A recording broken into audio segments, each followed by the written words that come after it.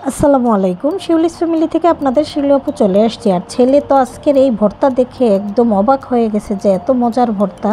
তো দেখেন আজকে কিভাবে কি ভর্তা রেডি করলাম। প্রথমে চুলার মধ্যে একটা কড়াই বসিয়ে দিয়ে দিলাম এখানে পেঁয়াজ, কাঁচামরিচ আর হচ্ছে রসুন। তারপরে এই যে এখানে টালা হচ্ছে এটাকে, আর পেঁয়াজ রসুনটা একটু মোটা করে কেটেছি। তারপরে এখানে দিয়ে দিলাম ফেউয়া শুটকি আছে না, যারা যারা চিনেন তারা তো চিনবেন।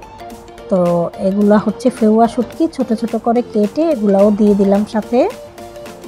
আর একদম সামান্য একটু সরিষার তেল দিয়েছি, তারপরে যে ভাজতেছি। এখন দিয়ে দিলাম পরিমাণ মতো লবণ,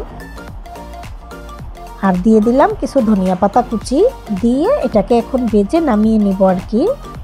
তো দেখতে পাচ্ছেন।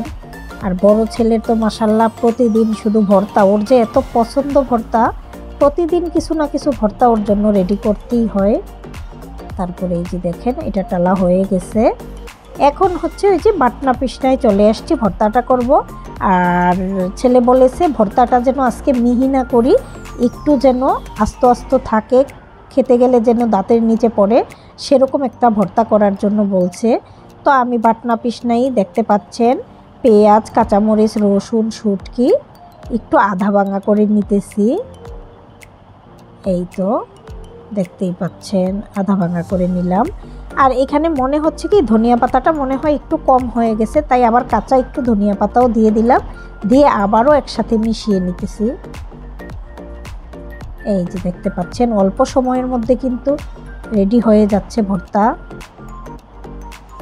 তো কি যে ঘ্রাণ শুরু হয়ে গেছে, ঘ্রাণ বের হচ্ছে, পুরো ঘর ঘ্রাণে ভরে গেছে শুটকির। তারপরে এই যে একটা বাটিতে তুলে নিলাম, তো দেখা যাক খেতে কেমন হয়। এই যে দেখতে পাচ্ছেন। তারপরে এই যে এখনই দিয়ে দিব খাওয়ার জন্য। আর এই দুপুরবেলা গরম ভাতের সাথে ছেলে খুব খুশি হয়েছে ভর্তা দেখে। তো আজকের এই ভর্তা রেসিপিটা কেমন হলো অল্প সময়ের মধ্যে কমেন্ট করে জানাবেন। বেশি বেশি লাইক কমেন্ট শেয়ার দিবেন। আমার ইউটিউব চ্যানেলটা সাবস্ক্রাইব করে নেবেন, ফেসবুক পেজটা ফলো দিয়ে রাখবেন। আসসালামু আলাইকুম, আল্লাহ হাফেজ।